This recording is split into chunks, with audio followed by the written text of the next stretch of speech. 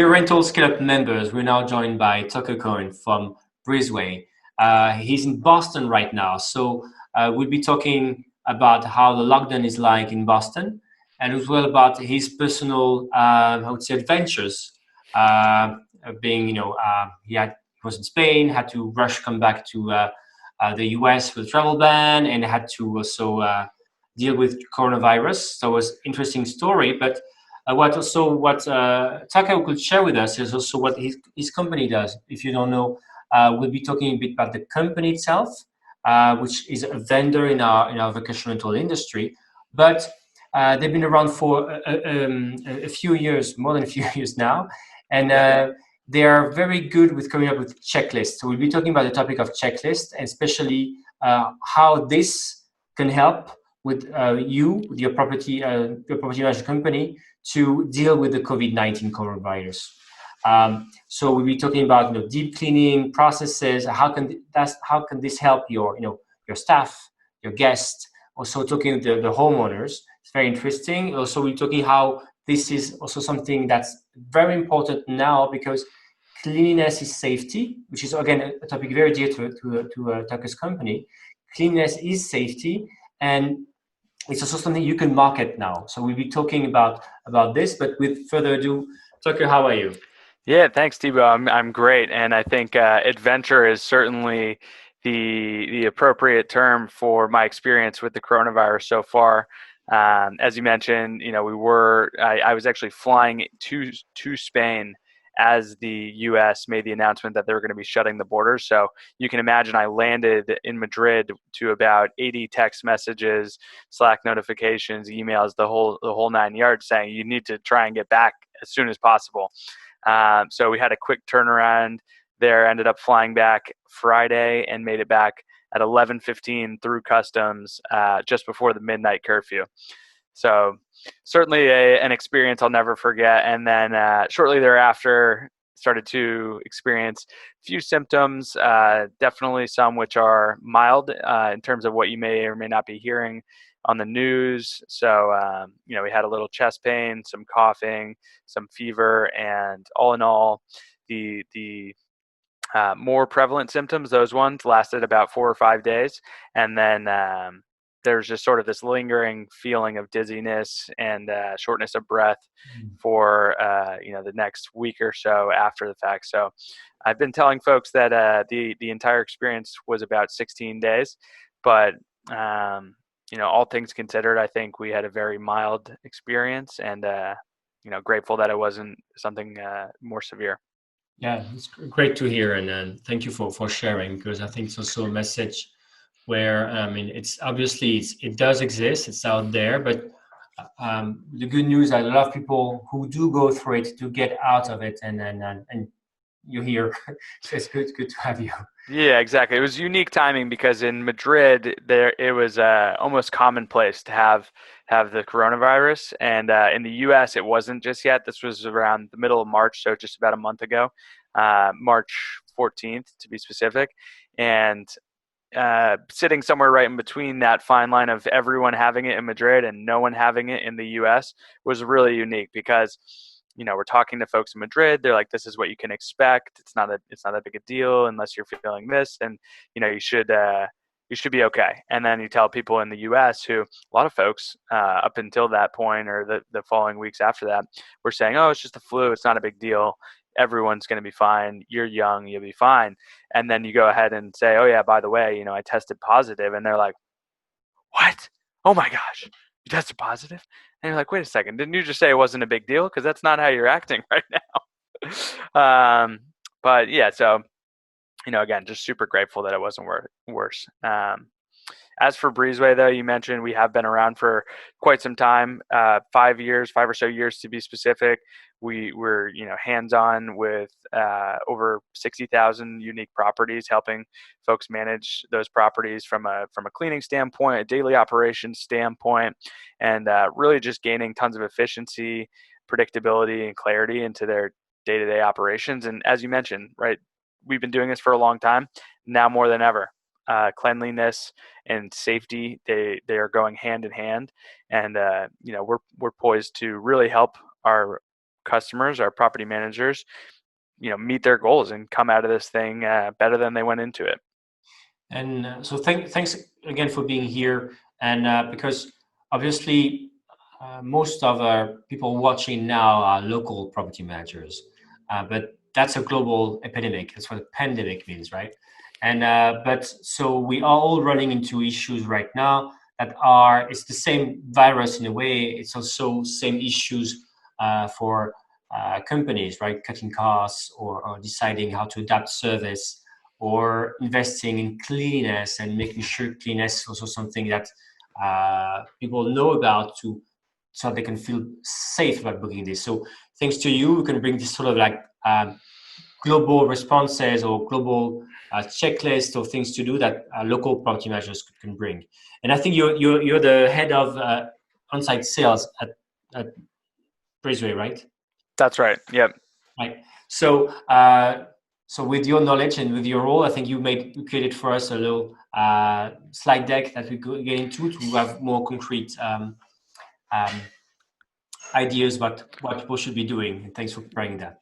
Yeah, of course. I'll share some stuff that we've been talking a lot about internally and feel comfortable sharing externally. And, this is I think now more than ever is a time where people say it a lot, but we're all in this together, right? Like, we're separate, but we're together, and everyone, regardless of where you are, which to your point, Thibaut, it's a pandemic, but it's impacting people in their local areas. So regardless of where you are, you're likely challenged with a lot of the same things as someone in the next state or the next county. And here in Boston, it's not as strict of a lockdown as in, let's say, Madrid, for example, where they're finding people who are leaving their apartments. And, we've heard stories of people walking around with fake dogs just for an excuse to get outside of their house.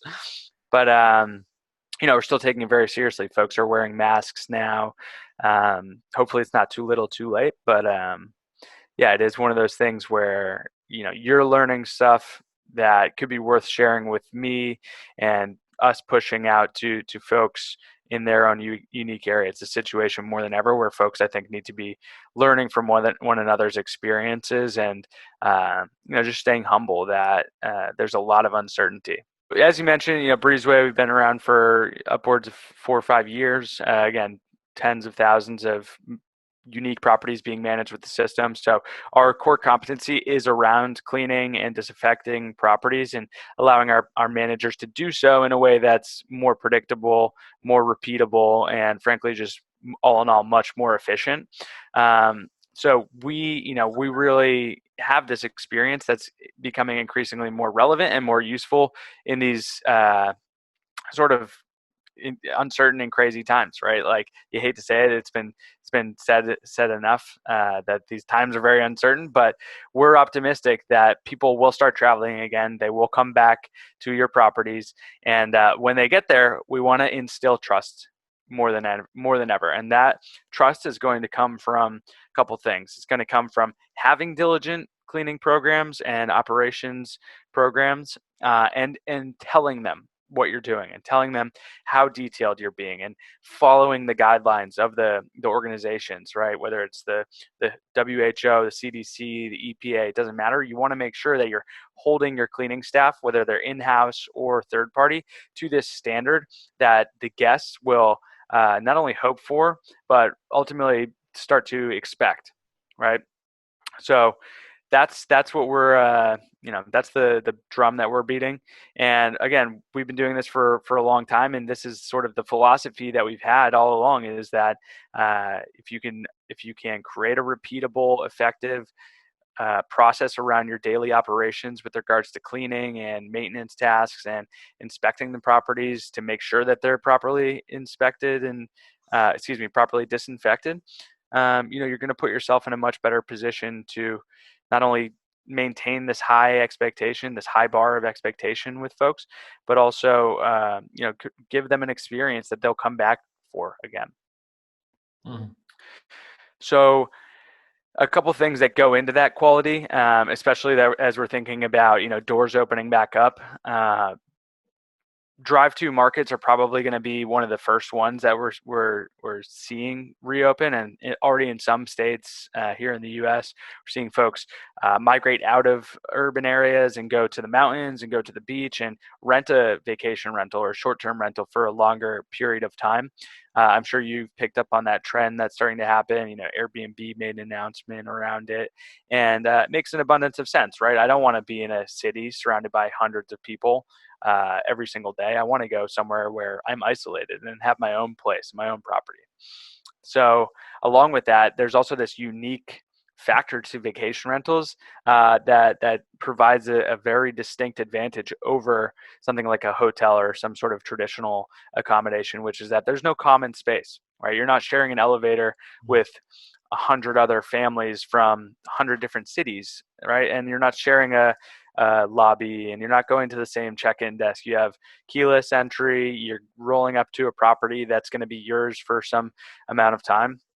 And again, just making sure that when they get there, they know for fact, right? There's no room for their imagination to wander.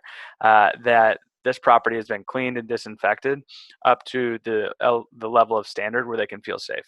Yeah, because to your point, Tucker, it's what's interesting is that I agree that short-term rentals, vacation rentals are the right format, but still lingering on the mind of people is like, yeah, it's far away, but is it clean? And who was there this morning, right? They're Right. checking in the afternoon, maybe it's who checked out in the morning with somebody. So that's why on top of that, it's a good format. Vacation rentals are a good format, for example, but cleanliness and guaranteeing this to be very key. But even I think in some urban rent markets, right? Because I can imagine if you want to, after a while, visit friends and family in different cities, you will also want to rent an apartment, which is possible. But the question will be the same, and maybe there are out there, hotel chains and the things where people could think maybe there's a lot of people in a hotel. On the other hand, um, they do have cleanliness standards. So if you can come up with an offer, even in urban markets where you say you have the right format, which is a short-term rental, and the cleanliness standards that you can find in hotel chains, then it's a win, I think. Totally agree. Totally agree. And I think the one question on folks' mind is how do they instill that confidence that they are meeting and in fact exceeding in a lot of cases the type of standards that someone would expect at the Marriott, let's say. Um, and we're talking to folks who are like taking screenshots of their cleaning protocol and adding it to their Verbo and Airbnb listing. They have full pages on their booking website, on their direct website, where it's like, our cleaning procedures. So we're seeing people take this expectation of the guests and these customers and have that in mind as they think about how they're going to approach re-entering the market in a way that not only accommodates these needs, but also just leaves no room for confusion about what they're doing. So that's some of the stuff that folks we talk to are doing right now. They're taking the time to have a hard look in the mirror and say, okay, where's the room for improvement with regards to our housekeeping protocols, and how are we going to potentially do more work, right? There's higher expectations, so there could end up being more work, right? You're going to be doing deep cleans more frequently, let's say. And on the other hand, unfortunately, you may have lower headcount. You may have less staff and resources on your team to do more work. So having an efficient program in place and for coordinating this stuff is going to just be paramount to actually achieving that stuff without putting in gap days between your bookings, for example. So really taking a hard look and understanding, like, do we have the process in place, the protocols in place to instill this trust, but also to effectively meet those goals that we have. So from an actionable standpoint, we want to make sure that customer or not, like property managers, are all sort of in the same boat. I mean, there's just this unifying feeling across any industry, which is that everyone's stuck in their house right now or their apartment. And, we're all in this together. So everyone doing the right thing will ultimately lead to the outcome that everyone wants. And one of those things is in our world, in our little world, right? The vacation rental, short-term rental, property management world. One of those things is what we're talking about, which is appropriately accommodating the cleaning and disinfecting needs of guests to feel confident, and for our industry as a whole to go out into the world and say, hey, listen, these things, vacation rentals, short-term rentals, they're safe, and in a lot of cases they're safer than staying in a hotel because of the lack of exposure to big groups and what have you. So we do have a full resource center on coronavirus on our website, breezeway.io/COVID-19. And one of the pieces on there is a disinfection and deep cleaning checklist. Folks can feel free to use that, whether you want to use it in the platform or not. Totally fine either way. But the good thing is it's in accordance with these guidelines that people are going to be wondering about when they do come back to your properties. And having an efficient and repeatable checklist allows you to do more deep cleans in a shorter amount of time, right? And then to know that people are actually carrying them out.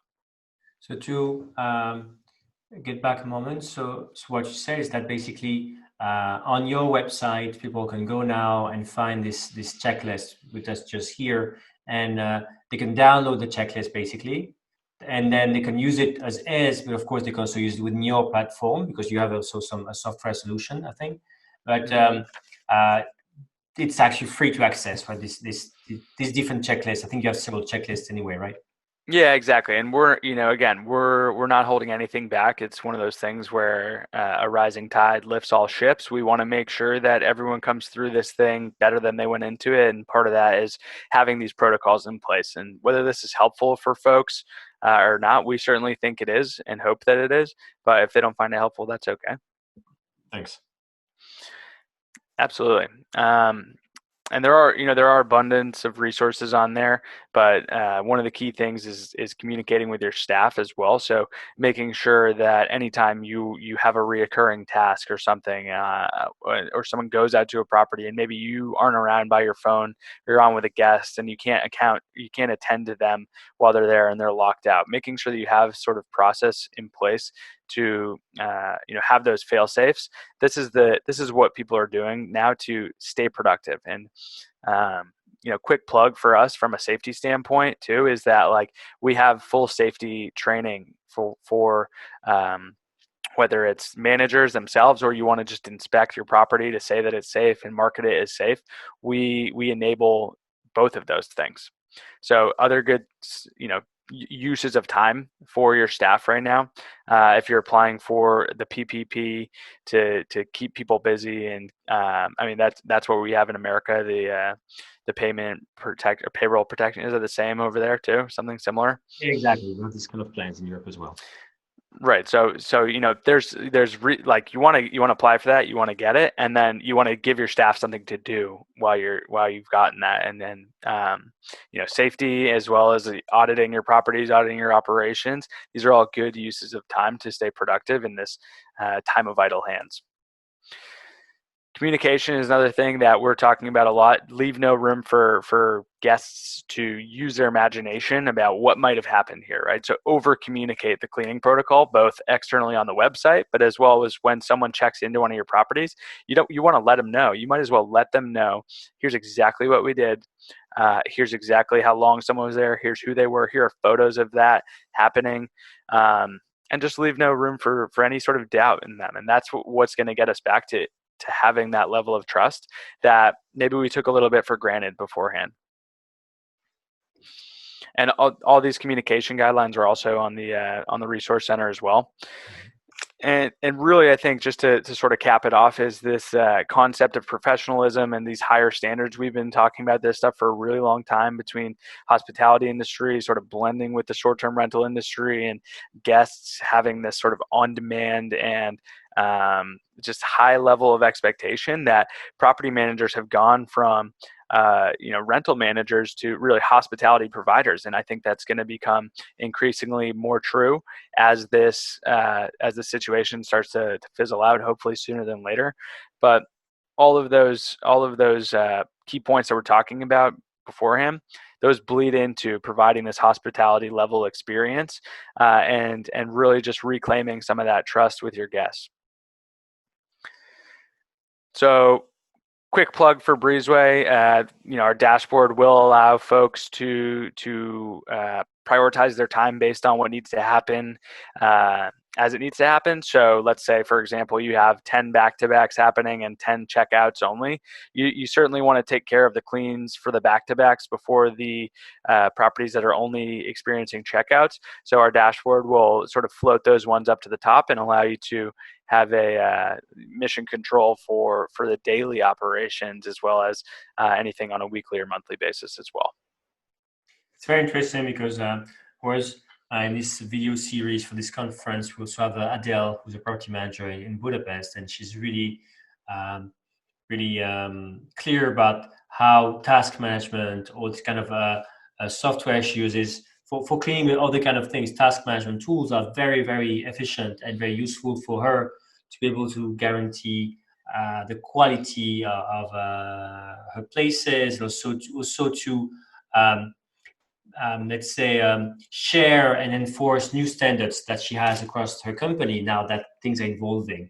So again, you could, it's interesting. I think checklists sometimes are seen as a bit boring as a topic, but Right. and like, yeah, why do I need a checklist when I've been in this for years? On the other hand, when before takeoff, pilots do go through checklists.